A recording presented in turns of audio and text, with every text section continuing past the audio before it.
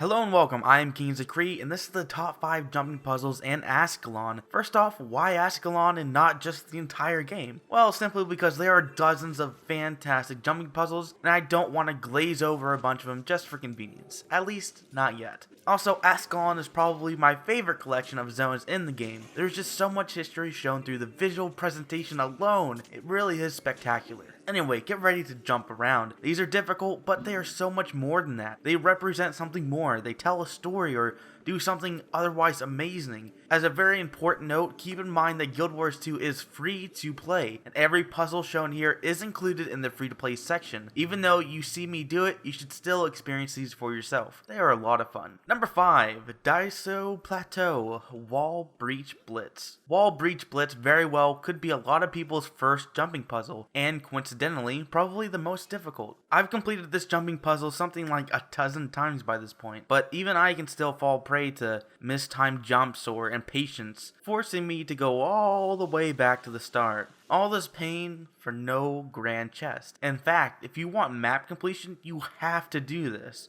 Trial by fire, I suppose. But for many, this required jumping puzzle lights a fire inside that seeks out more. More jumping puzzles! Masochists unite! It's like playing Super Meat Boy in an MMORPG. Seems kinda silly, doesn't it? Anyway, the journey across the surprisingly long piece of this map is always in view of passerby adventurers. Just about any time you come into the area, you can see hopefuls trying and failing the puzzle. It's certainly a long one, and the punishment for falling is huge. Don't go so quickly. Make sure to defeat ghosts along the way so they can't slow down your movement speed, which in turn will negatively affect your jumping distance. But when you get to the end, oh man, when you get to the end, it is such a huge swelling accomplishment. But you have one last barricade to overcome. A veteran ghost stands in your way of whom you have to fight to continue. For the most part, it's a pretty easy fight, but for others, it's a fight to the death. For guts, for glory, you cry. When doth the spectral night do go down, you may collect your reward. Not a chest filled with goodies,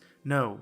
Recognition of your remarkable ability with a hero point and a moment to soak in the grand adventure with a vista to view. Soak it all in and get ready for the next obstacle. Nothing can stop you. Number 4, Fields of Ruin, Branded Mine. In the Fields of Ruin lie an area devastated by some kind of disease. The branded walk, although dead long ago. Deep within the cursed zone holds a long-forgotten mine. What happened to this place, you ask yourself? You may never find out. Dead men tell no tales after all. Inside, amidst the destruction of once production of plenty, you see firsthand the severity of what once was. Like frozen in time, everything, save for those slimes, lay breathless and untouched. You make your way to the beams hanging high overhead for a better look, but nothing.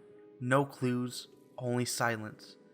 Making your way forward, there seems to be no end and no answers. The cave shakes, but you strengthen your resolve and press forward. Farther and farther into the mine you go, but are greeted only with destruction. What sort of cataclysm could cause such a catastrophe? Supports and platforms litter the air like an explosion stuck in time. Finally, at the end, you find your reward. A chest.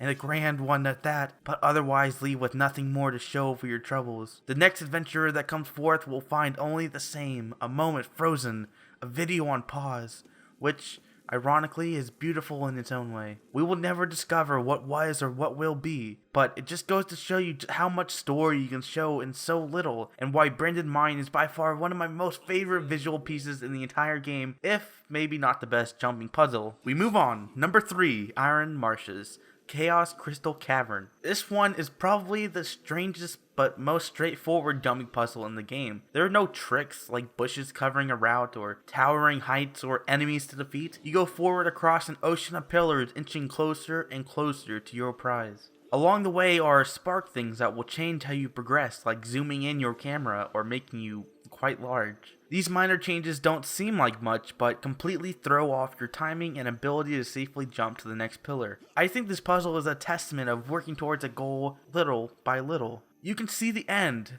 but getting there seems impossible. Every time you fall, you have to pick yourself back up and start over again and again and again. As the immortal Rocky Balboa says, wait, no, it's not how many pillars you can jump to, it's how many times you can fall and get back up.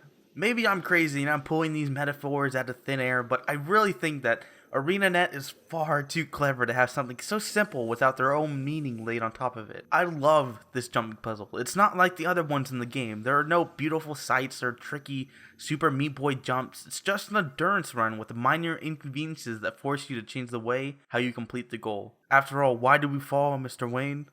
So we can pick ourselves back up.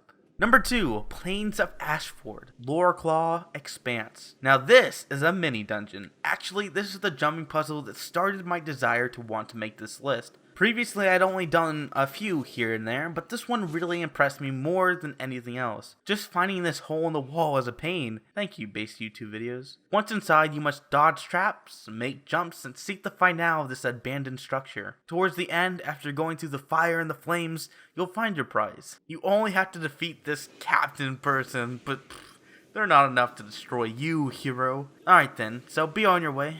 Wait, What's this letter about? Looking around and using the letter's knowledge, you sense that your adventure does not end here. There's more than meets the eye. A little more exploration yields some results, and find that it was a false ending. Brilliant! You could have only naturally known that from reading the letter on the ground, or exploring. I love that. Beyond the hidden wall lies your prize. For real this time. I love these little adventures hidden away in the mountain. It's just so cool. While there wasn't much story-wise or lore-wise, there's a distinct lack of instruction, which makes it all the more fun to just explore this place and figure out every last secret hidden away on your own. It's a shame that there's not a whole lot of these, but it's definitely one of my most memorable moments. Certainly a lot more enjoyable than just moving from point to point doing map completion anyway. Number 1, Daiso Plateau, Green Ditch Gamble. The final jumping puzzle has to be spectacularly amazing, right? Well, actually, it's not that great in any form or fashion. There's just a certain X factor to it. I love that there's a jumping puzzle hidden in plain sight amidst the destruction of this castle guarded by spectral knights of long ago. It's a beacon, calling all who dare attempt.